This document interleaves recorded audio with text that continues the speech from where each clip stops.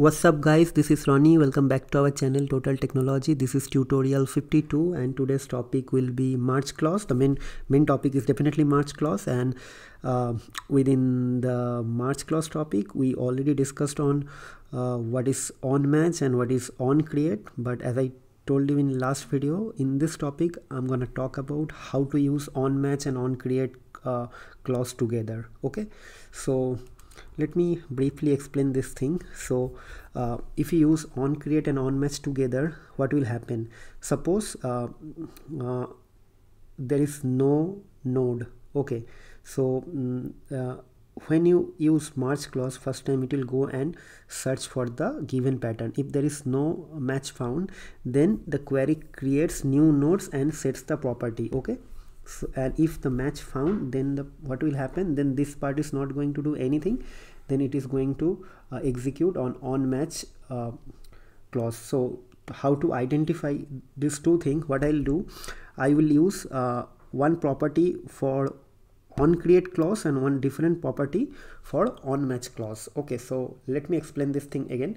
So suppose you have given one pattern called X. Okay, and if the pattern already exists, it will go on and update a new set of property, let's call A, for that. And if the pattern does not exist, then it will go on and create the new node, and that time it will set a new property. So and after that we'll try to return both of this property, and based on that we will identify that whatever we were assuming or claiming, that is going to correct. Okay, so this is how we'll do it. Okay, so first thing, let me open Neo4j. Okay, so let me check if I have anything here or not. Match n,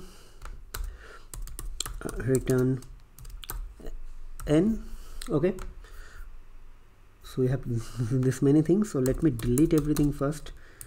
Match n, delete n. Well, so now what I'll do, I'll try to use the thing.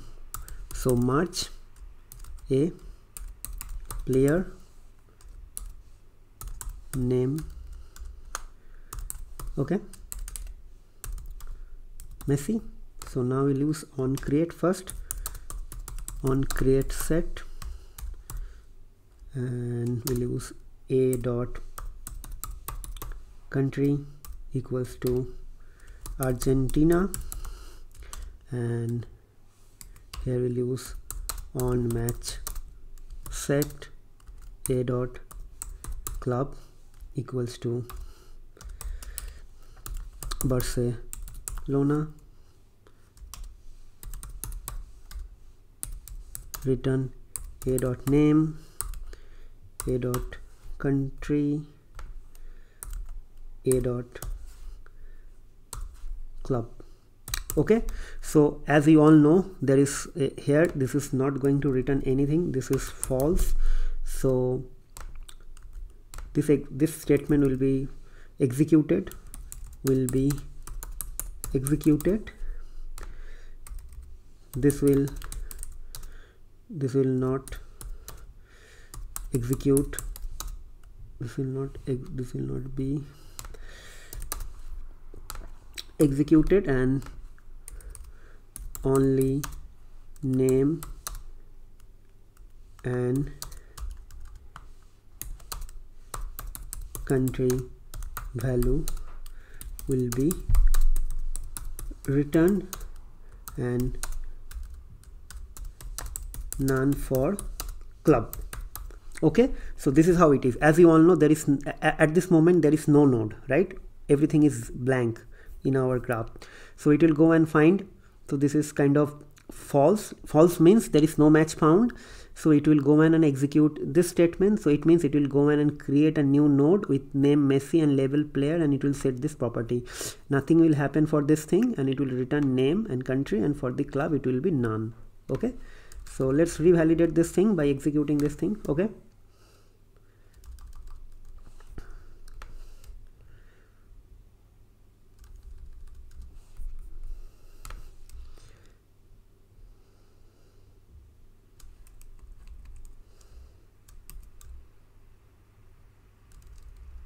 Well, so let's run this thing.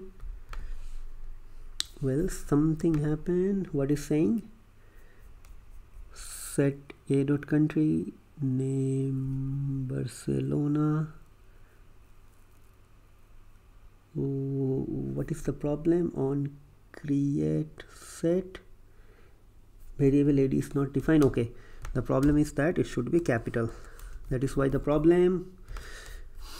See, as I said, name and country, just because this is a new node, so this statement will not be going to execute anything. Okay, so that is why null. Now if I run this thing again, so it will now going to return true, because we have already one node with this name and this label.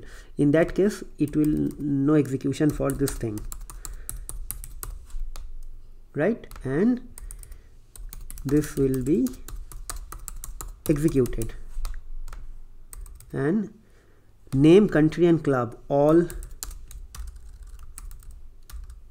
will have values and will be returned.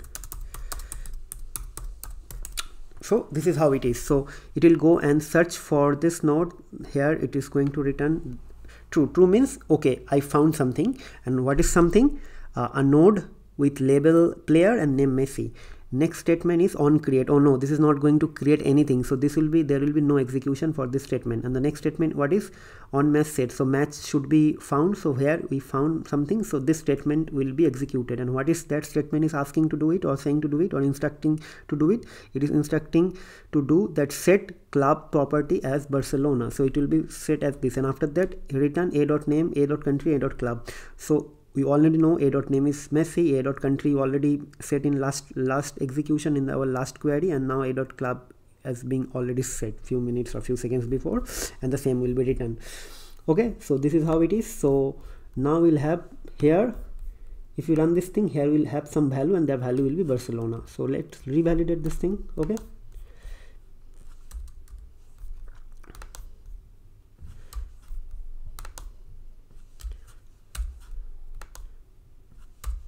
well, see now it is returned. So whatever we are claiming or assuming, or we learned few minutes like before, or a couple of minutes before from the slides, it is perfectly like fine. So now I will try to put this thing here in the slide, and I will make country and will be club. Okay, and if we run the same thing from the Python, the same thing will happen. So probably what I'll do, I'll try to create one new property, a dot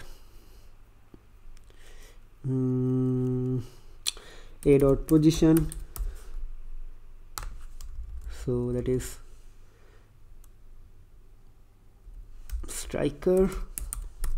Okay, so what is going to happen now? So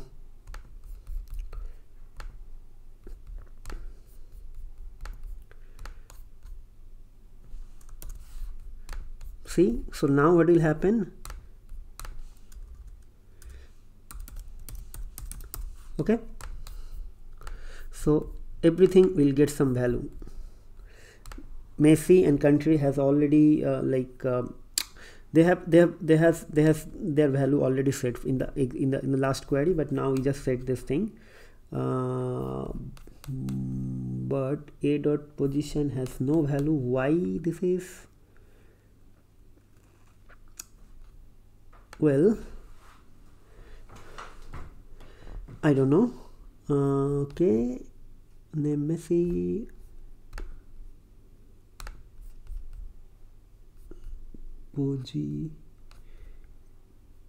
Okay, there is something I misplaced. It will be I, so now we'll get the value. There is some typo. Okay, so we get this thing. So this is the same thing happen here. So it will go and check for this pattern. Yes, the pattern found, so it will not going to execute anything for this statement. It will go and directly set this property position, and it will return this thing like name, country and position. The same thing happens. Okay, and if you do it with CR7, Well, so for this thing, this value will not be set. So irrespective of this striker, it will only return none for this thing. Here it will be Portugal and here it will be CR7. So let's try this thing again. See, so more or less the same result. If you are going to do it more or less not same result, that is a wrong statement. Actually the same thing is happening, but you have to do some sort of extra bit of coding here and here, but the main fundamental part is same, which is CYPHER, and that is the important thing. And as because we are planning to develop some AI based application in the future, so I am just using Python, so we should not create separate tutorial for that when you are going to do the application, that how to use CYPHER inside your Python code. Okay, so that is why it is. So I will not change anything, rather I will just add this thing here. Okay, so